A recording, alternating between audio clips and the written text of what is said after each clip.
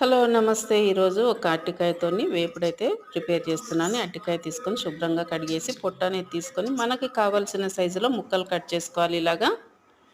ఇప్పుడైతే స్టవ్ మీద బాండి పెట్టేసి ఒక 2 టేబుల్ స్పూన్ల వరకు ఆయిల్ వేసి, ఆయిల్ కొంచెం ఎక్కువే పడుతుంది. ఇందులోకి ఆయిల్ హీట్ ఎక్కగానే కొద్దిగా జీలకర్ర ఆవాలు వేసుకోవాలి. అవి చిటపటలాడగానే కట్ చేసి పెట్టుకున్న అరటికాయ ముక్కలు వేసుకోవాలి. కొంచెం సేపు వేపుకోవాలి. ఇవి మంటను లో ఫ్లేమ్లో పెట్టి ఇవి కొంచెం వేగినట్టు కాగానే కొద్దిగా పసుపు వేసుకోవాలి. ఒక పావు టీ స్పూన్ వరకు. అలాగే కొద్దిగా కరివేపాకు వేసుకోవాలి. అల్లం వెల్లుల్లి పేస్ట్ కూడా వేసాను.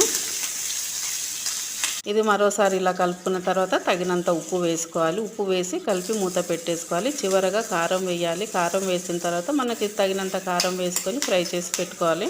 ఇంకంతే 2 నిమిషాలు ఫ్రై చేసుకుంటే అరటికాయ ఫ్రై రెడీ అయిపోయినట్టే. దీంతో పాటుగా కొంచెం సాంబార్ చేసుకుంటే సైడ్ డిష్గా ఇది చాలా టేస్టీగా ఉంటుంది. ట్రై చేయండి. Thank you.